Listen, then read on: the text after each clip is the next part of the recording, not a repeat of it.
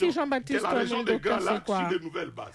Maître Joseph Dounia, vous êtes avocat, ancien bâtonnier de l'ordre des avocats du Nord Kivu, de 2013 à 2016. Vous êtes membre de la société civile congolaise et membre de l'ONG Promotion de la démocratie et protection des droits de l'homme. Comment vous analysez ou qu'est-ce que vous pensez de cette déclaration des principes signés entre la RDC et le Rwanda pour le retour de la paix dans l'Est de la RDC?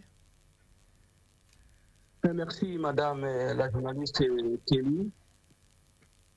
Je me félicite de cette déclaration de principe qui a été signée à Washington le 25 avril 2025. Mais il y a lieu de relever que la priorité, c'est d'aboutir à un cessez-le-feu, parce que sans cessez-le-feu, je ne comprends pas pour quel intérêt on peut déjà faire business au moment où la RDC est en position de faiblesse, et négocier en position de faiblesse parce que les pouvoirs a peut-être peur. Je crois qu'on ne peut pas faire de bons contrats, de bonnes déclarations, de bons accords. De mon point de vue, mais pourquoi vous pensez que la RDC négocie en position de faiblesse? Qu'est-ce qui vous fait dire cela? Parce que la RDC a déjà perdu les provinces de l'Or et du Kivu. C'est une position de faiblesse. Et nous pensons que cette solution ne peut aboutir que sur base de discussions entre les Congolais.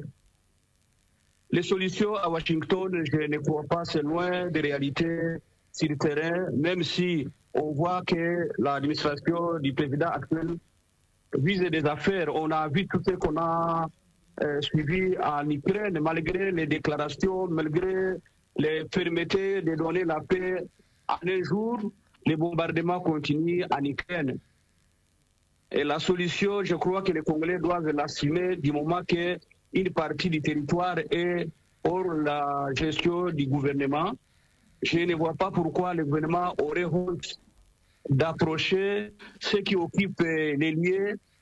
Et le Rwanda ne va pas manquer de dire que ceux qui sont là ne sont pas là sous son instigation. Et d'ailleurs, ça va donner encore à Libye, aux rebelles, de dire que ce qui a été signé à Washington, ce qui est signé avec les Rwandais ne les engage pas. Tout le monde voit comment est-ce que les recrutements se poursuivent, et puis en très bon nombre, en grand nombre.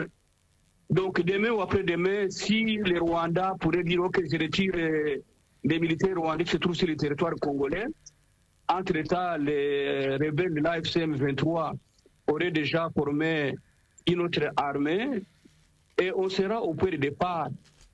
Vous savez la situation qui prévaut aujourd'hui, sans banque, sans institut de microfinance, sans aéroport, la population est asphyxiée par cette situation. Et cela pourrait faire que la population nourrisse ou alimente la haine contre le gouvernement, de sacrifier la population. Et c'est pour ça que nous pensons que l'urgence, ce n'est pas les accords de business et des affaires avec l'administration Trump ou le Rwanda, mais l'urgence serait que la diplomatie pousse à un cessez-le-feu. Si les bottes ou les bruits des armes se taisent, à ce moment-là, on peut bien faire les affaires, on peut bien négocier, on peut se mettre d'accord sur l'intégration régionale, on peut se mettre d'accord sur la diplomatie avec les Rwandais et d'autres États. Mais je crois que quelque part, les Américains ont pris le Congo au dépourvu.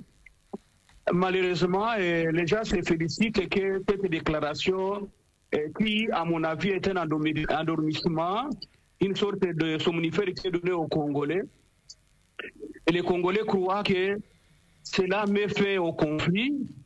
On dirait que même les Américains ils vont être déployés sur le territoire congolais, alors que nous savons qu'en général, les Américains n'acceptent pas de mourir pour les autres pays, que les Congolais doivent se battre.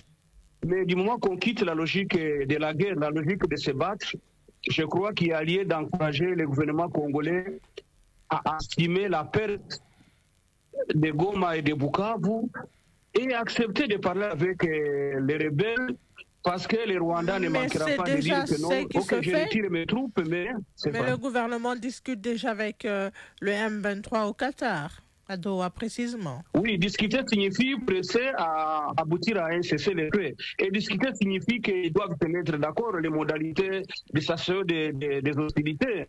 Parce que si on prolonge, on a déjà eu beaucoup de mécanismes de l'EAC, la SADC, l'Union africaine, Doha et Washington.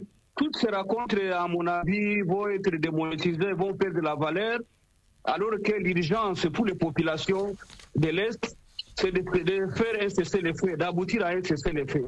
Du moment que la ville est déjà capturée par les rebelles, c'est le gouvernement qui, si elle est intéressée de protéger la population, doit